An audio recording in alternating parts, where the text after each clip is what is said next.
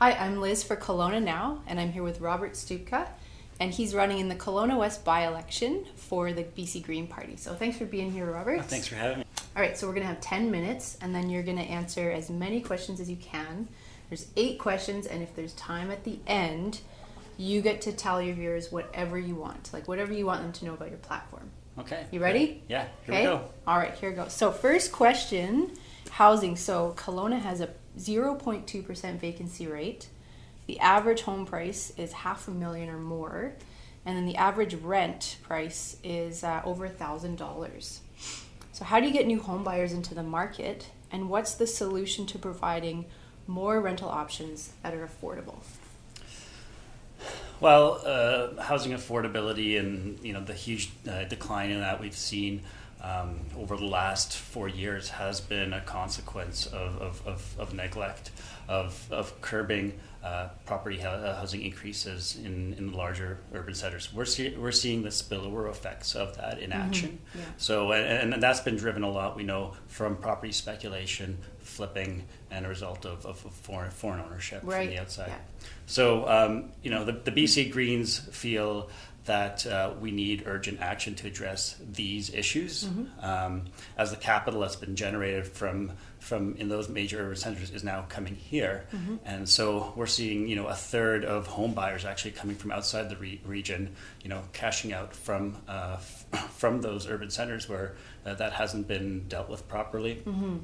And buying homes here. And so while they have different issues in those major centers, here we're seeing the spillover effects, and we're dealing with more of a demand crunch for housing.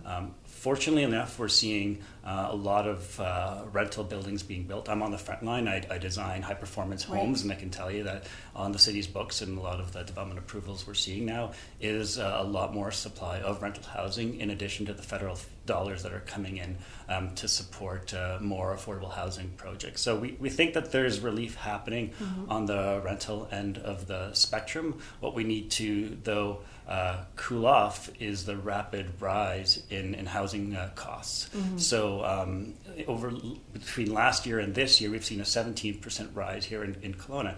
And while those who have homes already, that they may feel like they've won the lottery here, but the reality is it's not really useful to you until you come to sell. So many people who live here, have this paper value, but it's not necessarily generating real value or is very helpful to them, and it's really leaving many generations behind.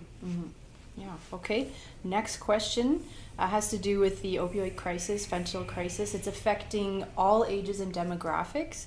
Many overdose deaths are happening behind closed doors, and first responder services are overworked. What should be done? Yeah, so the Okanagan actually has got the highest rate of hospitalization per capita in the country, and it's double of Vancouver. So we definitely have a massive issue to deal with here. What should be done? Well, we're right now in crisis control as a consequence of this not be allowing to come to this point. We want to be from a prevention perspective, but we are coming in from a crisis perspective. So hence there is a lot of resources that need to be managed in both harm reduction as well as emergency services, but we also now need to bring in supports for mental health and addictions treatment, to provide places for people to go and get clean. There was a study that said, one of the biggest ways to allow that to happen is housing first. So we need to be able to provide places for people to go first and foremost, and then have treatment options available. Okay. Minimum wage. So the BC government plans to implement a $15 an hour minimum wage. Do you support this? If so, would you implement it sooner or later? So I like to say is the BC Greens don't campaign based on slogans. $15 minimum wage. There's no question that we need to. There's no question that we need to increase wages for workers, as the cost of living has just gone through the roof in this province. The real question is, what is the appropriate wage, and how do you implement it that's fair for business? And so one of the influences that the BC Greens have had on the BC NDP government is, yes, we need to do something about minimum wage, but instead of picking a number like $15 an hour, we have set up a Fair Wages Commission, which will make sure that what that number is actually going to reflect the cost of living in BC, and will be implemented in a way that's good for business. Okay. On to healthcare. KGH is already over capacity. It's not even flu season yet, peak flu season.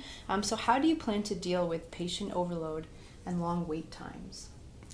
Well, this is an issue that comes up every election almost. I think you can never get wait times to a satisfactory level for folks. For Kelowna-West in particular, though, it's important that we have we have medical services available on the other side of the bridge, so that people don't have to cross the bridge to get non-emergency services. So that helps provide people with convenient options to go. And so definitely supportive of more non-emergency services there, and that will provide relief as well for the people who live on this side of the lake, freeing up resources. Okay. Transportation. Urban sprawl is impacting transit across Kelowna. How do you solve the lack of transportation?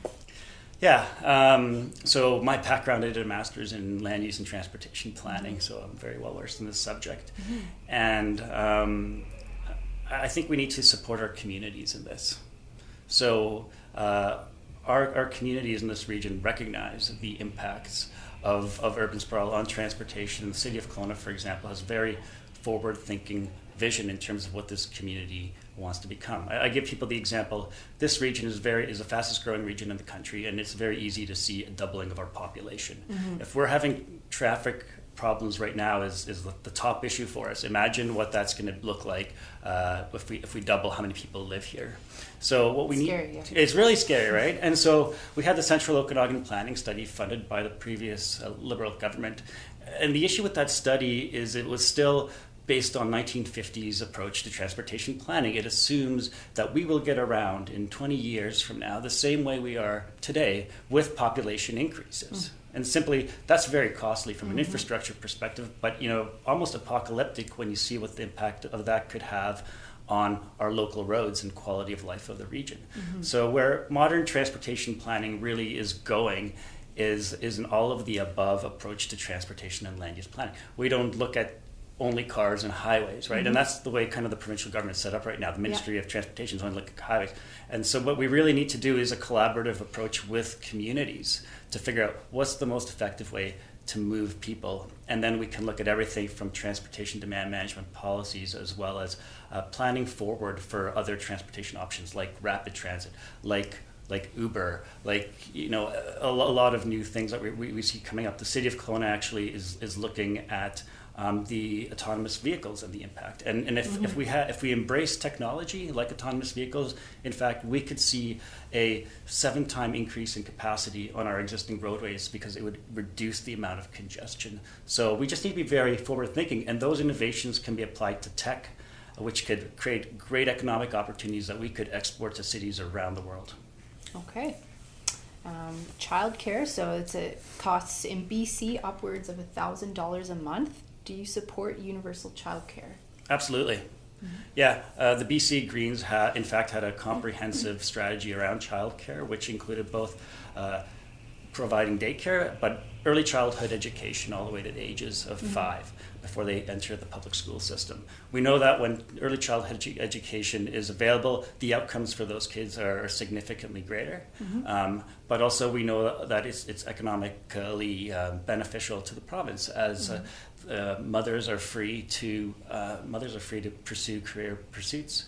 And that actually has net impacts on both children and families. And of course, I can relate as having a 2-year-old right now in daycare, and right now also dealing with the high housing costs. It just is, we're feeling almost suffocated with the cost. I tell people, between housing and childcare, you could have doubled or tripled my taxes, and I would have been better off than what's taken place over the last 2 years. So yeah, we need urgent action on this now. Education, so student debt is averaging $25,000 or more. Some parties are looking to the European model of offering free tuition. What do you propose? I think we need to look at the funding formulas for education as well as loan forgiveness for certain groups.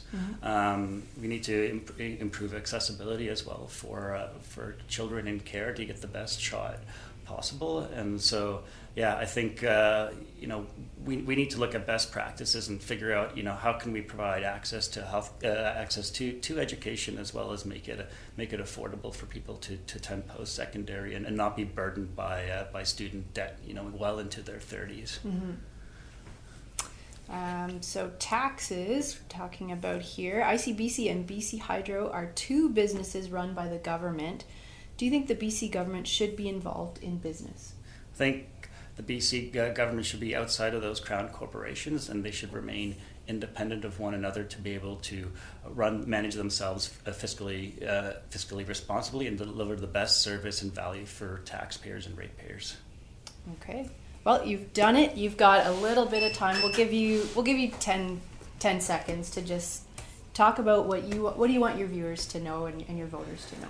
I'm offering new leadership for this community that reflects where we want to grow in the changing demographic. We need a diversity of voices to be represented. With the BC Greens now holding the balance of power, we provide influence on government policy for this region, and you're going to have a representative that's going to advocate for the future of the region, because we all have a stake in this and want it to thrive and succeed. I'm very excited what we have planned, and I hope you will follow our campaign, and most importantly, tell everybody to vote on February 14th. Vote green.